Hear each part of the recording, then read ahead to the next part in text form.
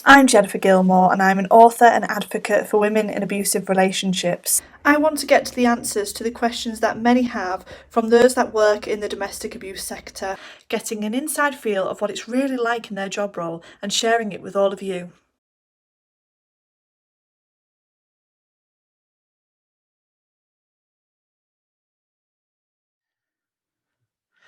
Welcome to the next episode of the Abuse Talk podcast. I am so delighted to have Gemma here with me because we're friends. You know, we've met through business community, and now we power walk with each other apparently. And I was just thinking it was a really good opportunity to talk to Gemma because she does a lot of mindful health therapies. So, Gemma, do you want to let everybody know a bit about you, where you're from, and about mindful health therapies? Okay, so hi, I'm Gemma. I'm based in Hull, East Yorkshire. Most of you probably know it's never dull in Hull, um, but I work as a sports injury remedial massage and movement therapist and yoga therapist. Currently, at the moment, obviously, my hands-on practice is not happening. And in the past year, I've really focused on one of my major passions in life. Which is yoga. I've been teaching yoga for around 17 years now, teaching overall for 20. But yoga has really seen me through some challenging times in my life. And when I say yoga, it kind of encompasses not just like the physical aspects of it, but the meditation, the breath work. It's really made a difference to my life. So currently I run a virtual studio, which I really enjoy because it's a really loving, nurturing community. And I also have my therapy practice, which is obviously closed at the moment, but I'm doing online sessions and bits and bobs. So that's a little bit about me. Yeah, and so drawing on my own experience with you, so I've obviously come along to your what do we call it, a clinic? Or Yeah, my little space. and I've had a problem with my shoulder for quite some time, and actually when you were giving me this wonderful back massage with lots of pressure, because that's what I need, you were talking, there was an issue with my back at that time, and you were sort of mentioning about, in a yoga point of view, this is about, this is a collection of trauma. I can't remember your specific words, I've got to admit, but my husband was there and he was listening in, and he actually really liked that you drew on these areas. And that's when it got me thinking, right, we should talk about how yoga and even meditation can help us in terms of when we've come out of that abusive relationship, and how it affects us, and how we can have that time. I've got to confess to everybody that the only yoga session I have done is with Gemma online. So I think we can safely say that I am a novice. I don't think we can say I'm a novice.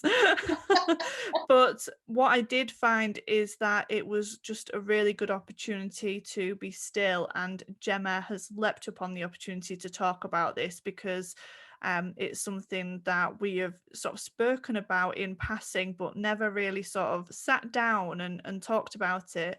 So, Gemma, do you want to explain how yoga could help us, especially if we're maybe, are ready for that recovery after an abusive relationship? There's lots of ways that yoga can help, because it's so much more than just like a physical exercise, Jen. It's like a 360 of body care. So when you come to the yoga mat, you're on a journey, um, and it's very much an opportunity for you to be kind to yourself. So for someone who's coming from a trauma and they're in their stage of recovery and wanting support, I think yoga offers an element of like safety and allows them to kind of take their own journey to reconnect with their mind and their body.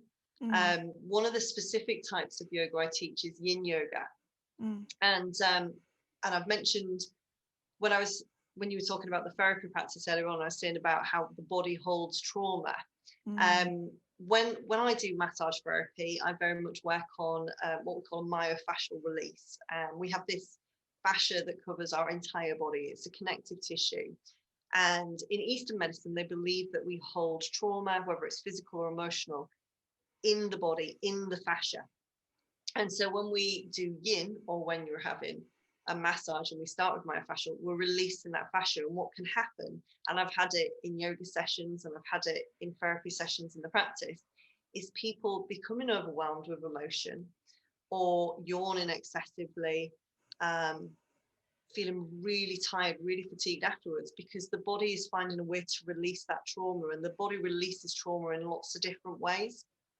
So when we come to yoga, we focus on meditation. So it gives us the opportunity to reflect inwards. Now, some people find that quite hard, and they find, I think it almost puts them off yoga in some ways. When you say, well, we're going to do some meditation, and they're worried that it's either going to be like, and it's going to be all super spiritual and too hippie, or I can't do handstands or headstands, and it's going to be, don't do any of those things in my sessions. But it offers you the opportunity to reconnect with your mind and reconnect with your body. And I think almost, if you're patient enough with yourself, it allows you to take a journey which can completely change your life. And I know that sounds really cheesy, but from my own personal experiences and the things that have happened to me in the past, yoga has really been like a lifesaver for my mental health. And I think I wouldn't say I'm like in love with my body, because that's a constant battle, I think, as a woman generally. Yeah. But the mat is the one place where I'm kind to myself, and I try to transfer that over into my life. And I try to encourage those who do yoga with me, the yogis, to do that too, because I think we spend a lot of time in our life beating ourselves up. And you need to be doing this, you're not doing this, and you're not good enough. And when we come to the mat, it's like, actually, let's just hang all that up at the door. Let's be present, let's be kind, let's listen to our body. And the body is just it is the most incredible creation, because it tells us so much. But actually, we're so busy in this world sometimes, so busy listening to other people and looking outside of ourselves for help, when actually I really do believe that everything we need we have within us, if only we can take that time to hear and listen to what our mind and what our body is telling us. I don't know if that was a really drawn out answer. So No, like I think, what you've said is something that if people give it the opportunity, that they could have the potential of experiencing that. I think thinking back to my early stages of recovery, I could not do anything for myself. So one of the tasks that I was given in a program that I took part in was to do something for myself, and then the week after we had to explain what it was and tell the rest of the group. So I decided I was going to run a bath and have a bath, and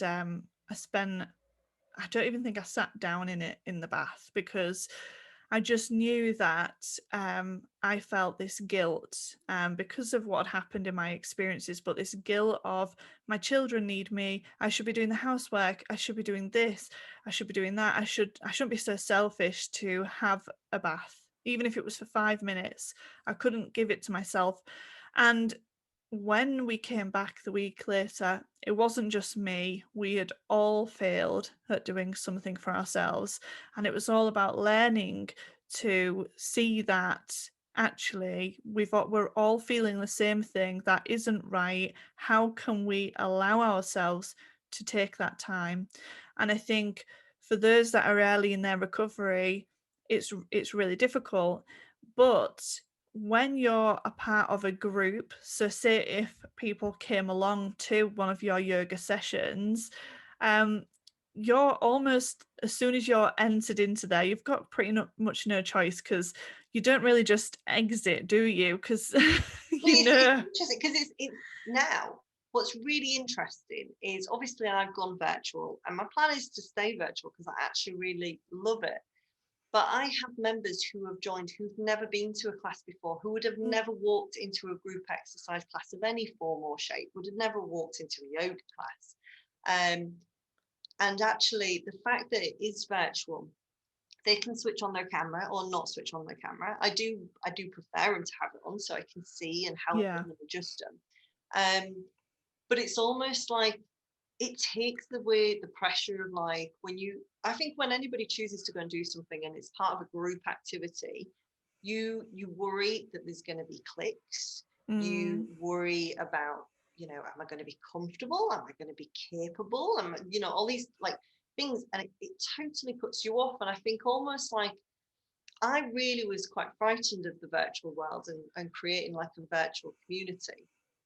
And actually, it's amazing how different, like, I think it just takes away some of the layers of Mm. like worries that you have. Mm. But yeah, like when you're there, it's you can't escape because you can always press the end button on the, on the Yeah, TV. yeah, I know that, but But it's, you don't necessarily do that, do yeah, you? I'd hate it. And I mean, it's one of the things I learned on a workshop I did specifically for women a few years ago, and it was a bit of a like light bulb moment for me. Was like when you get on an aeroplane and they talk about the air coming down, and you put your mask on first. It was like you if you don't put your mask on, you can't look after your child. So why yeah, would you not look after yourself so that you can give your best to everyone else? yeah, And we did this exercise where you was like, there's a mountain and you have different points on the mountain of priorities. Where are you on that mountain? And I was like, deep, deep, deep down towards the earth core. Well, no, I'm a people pleaser, and it's just like, but it made me realize that actually that thing of, like you say, it's really hard, I think, sometimes to actually, it's okay to prioritize myself. mm, Like that, I think that is it is a it's very much a life skill, and I think as a mother, as a woman, generally, I think we're brought up to nurture and look after people, and so to allow ourselves to do that for ourselves at times can be very challenging, I think. yeah. So if anybody is feeling that way, you have to look after yourself to be able to be the best mom and the best everything else that you can be anyway. So you may as well just have that time. Um, one thing, well, it's true, and like it. To be honest, like maybe I'm, you know, far on now with my recovery. Maybe I'm, being not thinking about people at that beginning stage, and I have to keep on remembering what it was like in that time. But one of the things that you mentioned before to me, and I hope it's okay to talk about, is that you have this space, and this lady stayed on till the very end, and you've been checking in with people, obviously, because we're in another lockdown, and she just obviously broke down in tears to you and said you're the best thing that she has found, during this time. And I'm gonna be a bit, I don't want to promote paid for options in, because I know there's some people that can't afford it, but I've only just taken out health insurance myself, and one of the things that the guy that I went through said was, with the NHS, if you need anything like counselling for your mental health, you get 6 sessions and you're out. Yeah. With the health insurance, it's not, there's no cap that as such, it's led by you deem when you are ready to leave that. And I remember I went and had the counselling through the NHS service, and I was only just talking to that counsellor in my fifth and sixth session comfortably, because she'd only really just gotten to know me and vice versa, and that comfortability. And it's really difficult, isn't it? Now, Mm. when I look back, I'm like, if I'd have just invested in myself and been able to, do that, then I would have been looked after better. And I think it kind of reminded me of what you just said, you know, about that woman is, you know, obviously paying for a service, but you have given her more than, you know, what is available. So, I mean, I don't know how you feel about that, or what your thoughts are. No, I love a bit of therapy for me. I've had quite a few bits of counselling, all free. Um, and I remember I was fortunate enough to work for an organisation where counselling was provided Mm, if you had any issues that were impacting you and impacting your work. And I went at 2 points in my working career in that organisation, and that was 6 sessions. And I remember the first time I went, I'd been experiencing bullying for about 3.5 years, and me and that counsellor, she wasn't the right counsellor for me, but I stuck with it, and I got a lot of techniques that I could use and apply. The second time I went was after I'd had some trauma after a severe reaction to some medication I was on. I needed help to process it. mm, And again, it was only 6 sessions.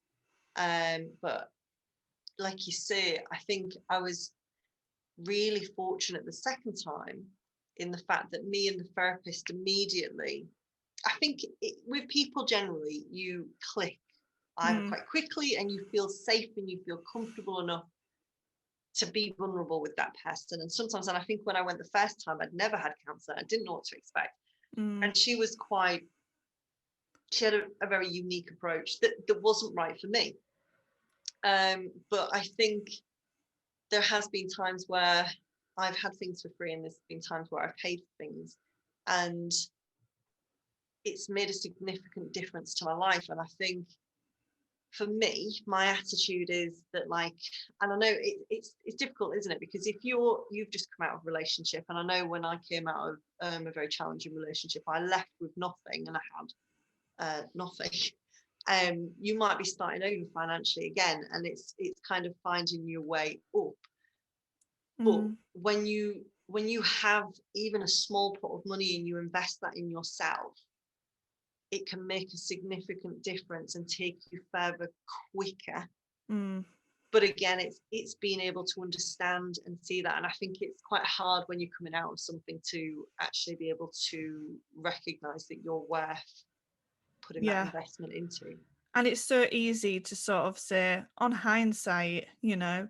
But one example of investment that I did give, so I was really, really skint back then because I was left with a lot of debt. And I was going through the family court system, and that was like, you need to pay £500 up front to do this, and like running around the city centre trying to sell things and all kinds of crazy stuff. And but one thing I came across is I met somebody who was a parenting coach, and I was like, I've never heard of this before. And I thought, I don't really need parenting coaching. I actually think I'm a good mum.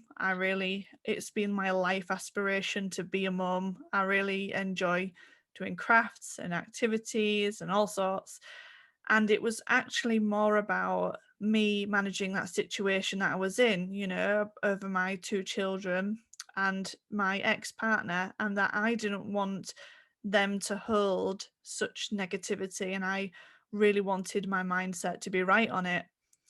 And her sessions were like £50 an hour. And I really, like, if you think I had like hardly any money, so I just did it because I thought I'll just do one and see if it helps. And do you know what was the best decision I made? I only had 3 sessions, and that £50 probably felt like, I'm going to say, like £5,000 to me. It was Well, no, but it doesn't yeah, depend where you are in it was life. really difficult. Maybe not 5,000, maybe No, but £500. when you've got But nothing, anything feels like a mm, lot, doesn't it? When you're, but she did take me into a different mindset. It wasn't really about the parenting, about me thinking on the situation right. I actually got her to read a couple of emails, and she just said, does he want from this? So ignore all the stuff he's calling you. ignore all that, find out what does he want, and how does he want it. And then once we've got that answer, so the first time she would just read the email and tell me what he's asking for, because I couldn't see it. I was so emotionally upset by what the things that I was being called and everything else. And then eventually I just blinded it out, and I could see the what he wanted, and I was able to then address it or not. Um and it's really difficult, but if I hadn't have gone through that process, I could have been like years being emotionally tied to the horrible things that he was saying. So I do think, me having that investment, who else was going to give me that? The Mm, doctor wasn't going to. I don't think only support workers that have a niche might do, but it was really to do with that coaching element. And that's why I think something like what you're providing can help people. So if somebody's maybe anxious about trying a group session, what would you suggest? I think if you feel anxious about doing a group session, the easiest thing to do first is maybe go on YouTube and do some stuff. I've got a YouTube channel, but there's loads of free stuff out there. But have a little taster and try it so that you feel like you're coming in with, not fountains of knowledge. I mean, crikey, I've been teaching for so long, but my brain, I have the memory of a gnat. I forget stuff all the time. So give yourself an opportunity to explore a little, explore, and if that helps, or see if you can get someone to do it with you. Even though Mm, it's virtual, there's people who come along with their friends. Even like we've got people who live at different ends of the country, but it means that they can come together and do something, even though they're apart, but they get to see one mm. another because we always have a chat at the beginning, everyone does, and at the end. But it gives them a shared experience. So again, having someone else involved in that experience with you can really help give you that extra bit of support. Yeah, definitely. So, I mean, we've covered, how could it help, gone into our own personal stories, and then we've, talked about, the accessibility of it. But if anybody wanted to, I don't know, reach out to you personally about it and to explore those, how would they do that? There's loads of ways. Social media is everywhere, isn't it? So you can find me on Facebook at Mindful Health Therapies. You can visit my website www.mindfulhealththerapies.com. You can find me on Instagram, Mindful Health Therapies. I think that's, yeah. I have got a Twitter account, but I'm a little bit inactive on there. I need to get You can't say that because we're big on Twitter with I know hashtag I abuse. need to. It's like my 2021 goal is to actually put a post up and start engaging back with it. Um, but homeschooling Hmm. breaking my spirit at the moment to get much done. But yeah, I mean, like I offer free tasters so people can come and try a session. Hmm. And people can work with me in group settings, but they can also work one to one. And I think it's kind of, you know, it's about when you come to the mat. I would say, like I was saying to Jen earlier, last night in the Yin session, which is a really slow session. So if you're thinking, oh, well, I'm a bit worried about it being too hard or too intense, Yin's really nice because it's really slow and you hold your posture for a bit longer. But what it does do is we take the opportunity to explore how we're feeling physically, how we're feeling emotionally, mentally, spiritually, if we want to. So like whether you came to my session or you went to another instructor session, I think it's always about knowing that you can explore what you want to, but because it's February, we're talking about love and we're exploring love. But last night it was talking about our own love story with ourselves. Mm. When was the last time you checked in with yourself? Have you asked yourself today, how am I doing? When was the last time you told yourself I love myself? And going through that as we go through the session, and all the time I'm saying, you know, it's okay if you don't want to explore that. And we never, when we're in practice and we are exploring, if you've chosen to take that path of exploring, you're not there to judge yourself. You're there Mm. to just witness and observe what comes up. And then we use breath work to try and release. And I'm not saying that's and obviously the postures as well to release in that area. It's not necessarily going to make everything just go. Unfortunately, I don't have that kind of magic, but it helps, I think, the opportunity to safely begin to shift things. And Yeah, when you and can do that, then I think everything is step by step, little by little. Gosh, I'm quoting a song now, I right? know I really wanted to break into New Kids on the Block then when you started step by step. But it's true, isn't it, that I think I'm just trying to think. I think this year I've been out of that relationship for 8 years, and I can safely say that I'm not where I am, where I was 8 years ago. It's taken lots of steps forward, and throughout that, there's been times where I've taken a big leap back, when it's not been quite ready to do something. But I think changing my mindset to being open, to be able to know that it's not my fault, it's not me that put me in that situation, that I'm allowed to have a happy life and I'm allowed to make my own decisions and choices. It starts to take, that process, and that, things open up like opportunities. So I would suggest to people to take an opportunity if you haven't already. That's certain. And you're in lovely hands with Gemma. She's just so lovely. So Right. do take her up on that opportunity for a free session. And if anybody feels like they don't have a friend to take along, or they want a familiar face, let me know and I will make it so that I will be there with you, so that you don't have to feel alone as well. So that's my invitation to anybody that maybe feels like they want to but hasn't, just needs somebody there. Happily be there. So I think it's safe to say thank you, Gemma, for your time and for sharing. I think we only covered like a small surface, and just like our conversations in real life, we just veer off in different directions and then return to where we were meant to be talking about. Um, That's so true though, isn't it? Yeah, we're very good at doing that.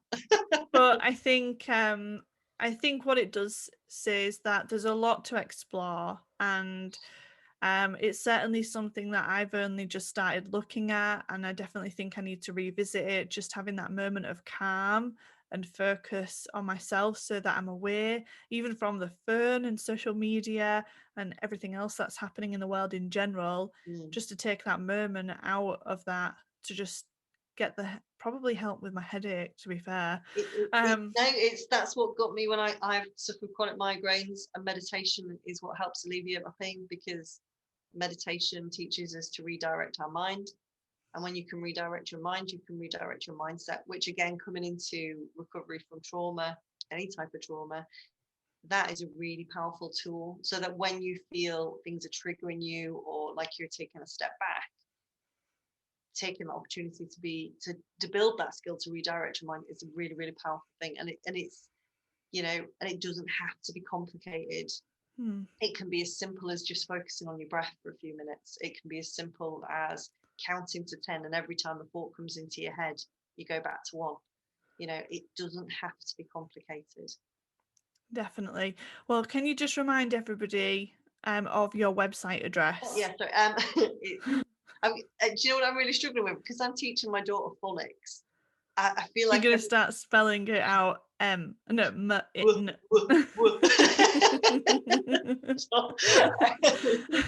honestly, in yoga last night, I started spelling something out, and I was like, yeah, and I was like, what am I doing? So apologies. It is www.mindfulhealththerapies.com. Well done. You got through. You got through the You can see www my dot. eyes concentrating there, couldn't you? Yeah, That part of my definitely. brain is Like lovely. on a side note, everyone will think we are nuts when That's people listen to fine this by me. episode. Who But wants to be my boring? husband thinks I'm insulting him when I start when he asks me to spell something, and I'm like, or whatever that is. And it's like, sorry, it's just that I'm wired that way now because that's what the school has taught us to do. So I completely understand. So what I will do is I will pop Gemma's information in the info section so everybody can just be a click away from it. So if you want to find Gemma, um, send her a message, let her know you've listened to this episode as well. I'm sure that she would love to hear, just that you've come through #abuse talk and listened to our crazy conversation. But I'm sure it's given you value and thought and maybe that opportunity just to take that first step, really, to give yourself permission to look after yourself. That is probably the one thing that I would like to come out of this, if that's okay, Gemma. No, no, Giving no, yourself absolutely. permission. It is the most important step you can take is give yourself permission to look after you and start your journey. And There we go. whatever that journey is for you, there's lots of different routes to help yourself, and it's just one avenue. But Well, thank you so much, Gemma, and we'll just continue talking if we carry on. So I just want to say a massive thank you, thank and you for having me. I'll see you on the yoga mat.